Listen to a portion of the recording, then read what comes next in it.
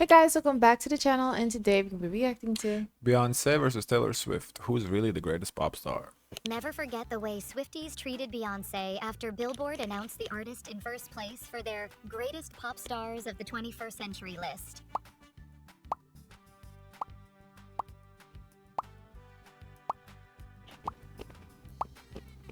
Beyoncé is the #1 artist of the century, and they put Taylor Swift as #2.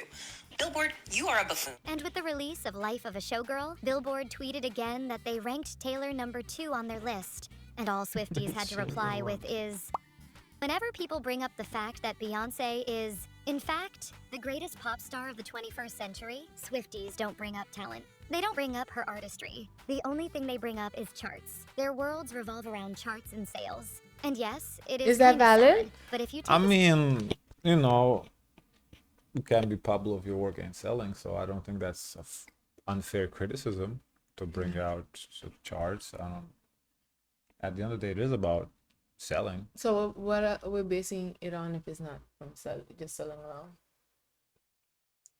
Well, we did react to this list. I personally, if you guys watched it, I personally did feel like Taylor should have been #1, even though I do like Beyonce better myself. I like her music better.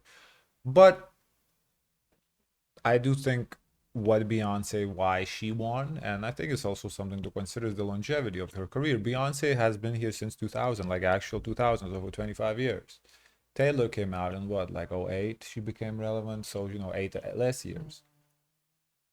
I think that is a legitimate argument to make for Beyonce because of her longevity, and she took #1 spot. If that's what matters to you, and that's what mattered more, it seems, to the Billboard, to organizers, whoever, I think that's a fair, valid point. Now, if your #1 thing is sales, just sales, then Taylor is #1 undoubtedly, and to be fair, Beyonce is not even #2 probably. That would be somebody else. I don't know, Morgan Wallen's, whoever, Drake maybe, Bad Bunny. I don't know, The Weeknd. I don't think Beyonce would be even #2 at sales. So if anything, what this shows is that Billboard did not consider sales or charting as the most important factor. So by following that logic, I mean, there's argument to be made for Beyonce to be #1. It's not like they put I don't know who. Sabrina Carpenter, yeah, okay, Olivia Rodrigo. It's not like they put Olivia Rodrigo as #1. It's Beyonce. Taylor Swift, I think both have arguments to be made, so. step back, then you'll easily realize why Billboard ranked I think Beyoncé. also what I will give more to Beyonce over Taylor, I think Beyonce is more creative and boundary pushing than Taylor. I think Taylor found the formula that works, and she's just milking it, which is cool. Nothing wrong with that. Make your money how you have to. But Beyonce is more innovative, I would say, in that aspect too, as an artistry and whatnot. #1 over Taylor. The fact that you have paved the road that every female artist is walking down now, then the fact that you've done so with such kindness and such grace, to say I admire you is like, there's just not a word.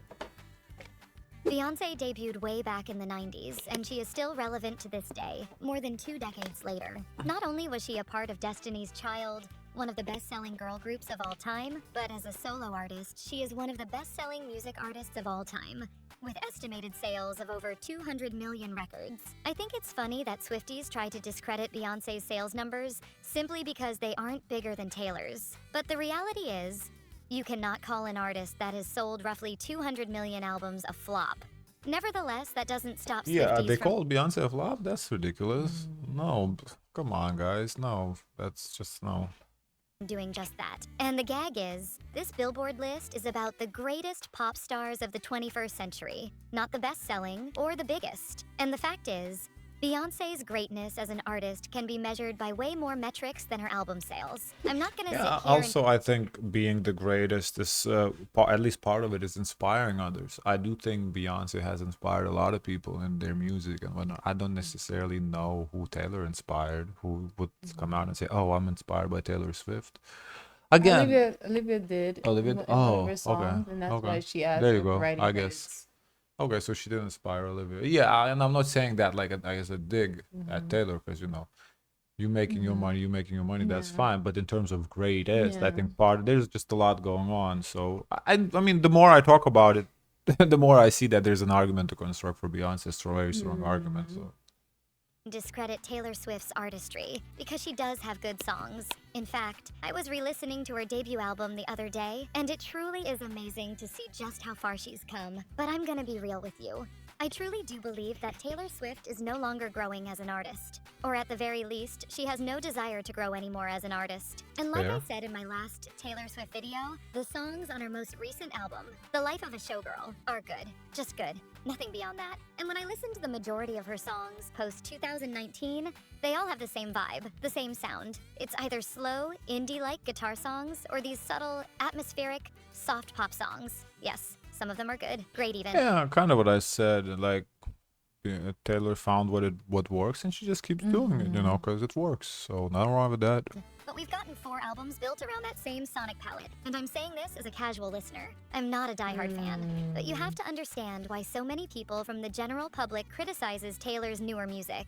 Like, remember that trend where people would guess how the songs on Taylor's new album would sound? Her newer music has gotten so predictable, and it's boring. No, I'm not saying the albums or her newer songs are bad or unlistenable. I'm just saying they're all predictable. She plays it safe, and her fans eat it up every time. As someone who grew up listening to prime Taylor Swift, it is always a huge letdown when I sit down to listen to a new album of hers because I'm always disappointed. As the years goes on, her production gets more boring and her lyrics get more disappointing. And then there's her vocals, but we'll talk more about that later. Yes, she has already proven herself to be one of the biggest artists of all time, but not enough to the point where I can confidently say she is a greater artist than Beyonce. One of the greatest things about being a singer. That's the thing.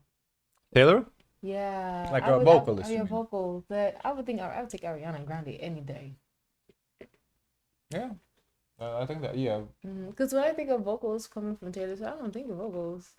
I mean, to be fair, we haven't really reacted to Taylor live like that to like even know her live vocals. I don't even know what she sounds like live like that. I heard some of her vocals. Like we hear her in music, yeah, but we probably should check out more of her live stuff to actually see what she does live. I have no idea. Beyonce listener is the sense of unpredictability that comes with each new era. You never quite know what her next album will sound like. It could lean into rock, experiment with global influences like K-pop, or explore something entirely unexpected. But what you do know is that it will be good. And by good, I mean her work consistently reflects a deep sense of artistic commitment. From her debut album to her most recent release, Beyoncé's production, lyricism, and vocal performance have remained remarkably consistent in quality, consistently exemplary. There's never a moment where those 3 pillars feel weak or neglected. I'm not saying every Beyoncé song is perfect, or that her discography is completely without skips. What I'm saying is that Beyoncé understands not just how to make good music, she understands how to create exceptional music that continually pushes artistic and cultural boundaries. Yeah, as I said, I do think Beyonce is in artistic department. She's way more different than To get people to like different Taylor. genres? Yeah, she's giving us a lot of different stuff. She's not afraid to experiment. Like as she said, you never know what her album is gonna be like. Who would have thought Beyonce would do country music? You know, she did it, and initially when we reacted to it, I wasn't the biggest fan, but as we react more, doing the live. It grows on you. The songs do grow on you. Like there's certain songs that when we did the tour, Cowboy Carter tour, I was like, that's a pretty good song. I mean, when I first listened, if you go back to their reaction, I wasn't really vibing with it. So the songs are definitely, yeah, she makes the genre. And also, to be fair, I did get a little more into country too. So that might have helped too. But the songs definitely grew on me. Remember, I was scrolling through TikTok and I came across a comment from someone that said that they'd still listen to Beyonce if she still did the same R&B she used to do back in the 2000s. But can you imagine if Beyonce, with all her talent, decided to just stay doing the same music over and over again for decades? She would just fall off, just like most of her peers did. Every Beyonce project expands her artistic boundaries while maintaining... Who's her peers? Sierra. What? Kelly Rowland. Carrie Hilson. Nah, come on. Carrie, no, they have like 1-2 songs each. No, Sierra's a good example though. Sierra's a good one, but those other two, no. Rihanna's a good example, yes. That's her peer. I'm thinking of Rihanna hasn't fallen off though. Rihanna Yeah. is still Yeah, but relevant they're as like not always. competing against each other. They're not. Yeah, they're very not competing. Well, Yeah. Rihanna ain't competing with nobody because she's competing with Mac Beauty right now. Mm-hmm. Honestly, I think I think like people, if you think of who was making music like 2000s female in R&B artists 2000, wasn't that many now that you think about it, huh? that survived. No, not that survived. That was around overall. I kind of feel like there was more guys R&B than girls now that I think about it. Mm-hmm. Yeah, Rihanna and Beyonce and Sierra. I think like those are Destiny, not Destiny. Sorry, Pussycat Dolls. Mm-hmm. Carrie Hilson was trying to get into the She scene. was, but I feel like she had one song. Yeah, but there was a whole drama between her and what she said about Beyonce. Oh, what she said about Beyonce? What she got to say? I mean, I don't know exactly what it was said, but it essentially the drama is like she feels that she was blackballed from, you know, doing music because of what she made comments about Oh. Beyonce. I don't know. She had. I felt like she was trying to take down Beyonce and take her spot. To me, Carrie Hilson did have one good song. I do remember. What goes had two. around comes around. What it goes. Knocks you down. It knocks you down. Me Knocks you On. down. Turn Me On was her song too. That's her song. Okay, 2 songs. Mm-hmm. But There was also Estelle, the British artist yeah, it's like what song with Kanye? That's it. that you know of. Well, right, Then major song. I'm not talking about also- like. That you know of. She was very Yes. popular overseas in UK. I was overseas. She had one song. Maintaining an exceptional level of quality. No, I don't believe either Beyoncé or Taylor Swift has a bad album. Every one of their projects is objectively good. But when an artist reaches their level of influence, good is no longer Kelis. enough. At that point, the challenge is to transcend Yeah, consistency and continue delivering greatness. I'm not suggesting that Taylor is incapable of creating something great. She's proven that she can. But in recent years, it Brandy, feels as though she's Monica. chosen comfort over innovation. Oh, Beyoncé, fair on the enough. other hand, continues doing to their push tours boundaries. again. She delivers bold, But it's not the same genre-defying with her. projects, even venturing into full country territory while maintaining her artistic integrity. She doesn't chase trends or cater to what's guaranteed to stream well. Instead, she creates music that reaffirms why she remains one of the greatest artists of her generation. Each Beyoncé album marks a distinct evolution in style and theme, yet every project still carries her unmistakable musical identity. And one of the main reasons why Beyoncé is able to explore so much with her music whilst remaining grounded in her signature sound and creative essence is because of her voice. You can argue with me all day about Taylor versus Beyoncé, but one thing no one can refute is that Beyoncé is just a better singer than Taylor. And that alone is enough for me to say that Beyoncé is the greatest pop star of the 21st century. Both Taylor and Beyoncé are singers. So obviously the most important aspect of being a singer is your voice. Now, I'm no professional, but as someone who has listened to both artists since I came out the womb, I can Mariah confidently say that Carey. Beyoncé is a better singer than Taylor. No doubt about it. While Taylor has improved technically over the years, her early vocals carried a raw passion and emotional honesty that's harder to find in her recent work. Beyoncé, on the other hand, continues to evolve vocally. Again, I'm not saying Taylor Swift is a bad artist. I actually think it's quite impressive she has garnered Yeah, such I think something is important to note when having these conversations is that when we talk about this, oh, who's better, who's this, who's that, doesn't mean that whoever ends up being better is the other one is bad. No, it's just like it's like LeBron versus Jordan debate at this point, right? So it's like both are legends. It's not nobody's trying to put another one down that oh they trash. No, nobody's saying that. It's just who is the GOAT. You know, not there's only one GOAT. There can be 2 GOATs.